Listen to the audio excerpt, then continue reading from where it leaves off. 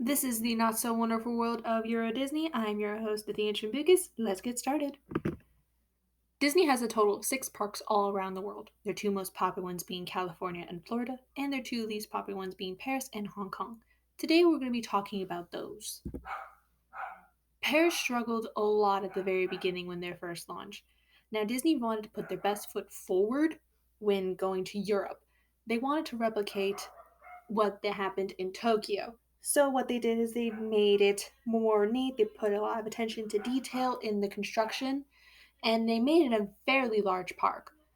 Now, the problem with this park is that they were fed a lot of incorrect information about the European market from their vacation habits of taking a month long vacation versus taking a short one, and also their eating habits of having breakfast.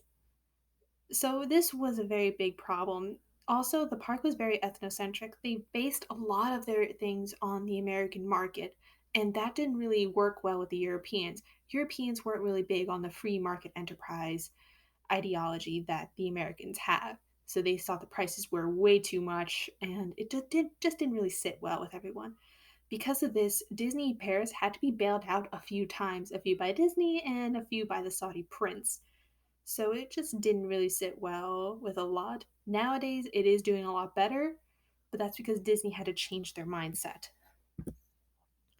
Up next is the Hong Kong park. Now, after the big struggle with Paris, Disney definitely wanted to change things up. Didn't want to replicate any of what happened in Paris, so they did the total opposite. They pulled a lot more of their influence from Hong Kong. They pulled more feng shui. They took out the unlucky number 4, and they really wanted to definitely appeal more to Hong Kong.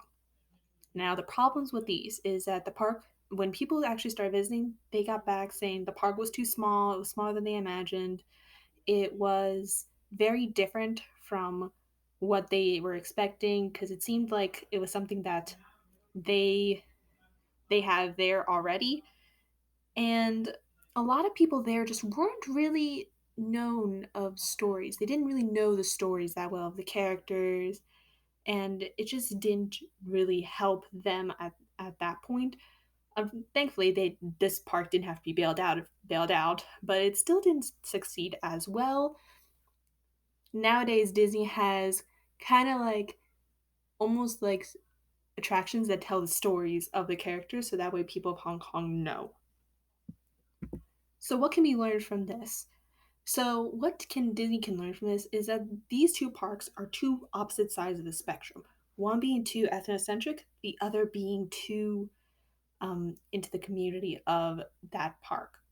So they need to find that middle ground. That's why Disney has a bunch of marketers all around to help them find this middle ground. These marketers help them figure out what's in the parks, what should be in the parks, what kind of environment they should have, and all of that, food, attractions, and it just helps a lot more. For a new Disney location, I had 3 options. My 3 options that I were considering was the Bahamas, India, or Germany. Each of these had their own pros and their own cons. But in the end, I went with Germany because Germany has the biggest economy in Europe. And I wanted to be able to replicate that and kind of do like an Anaheim Orlando situation where each park has different rides, and it'll help kind of bring everything together and entice people to go to both. And now that Disney knows the European market, it can work. And that is all for my presentation. See you real soon.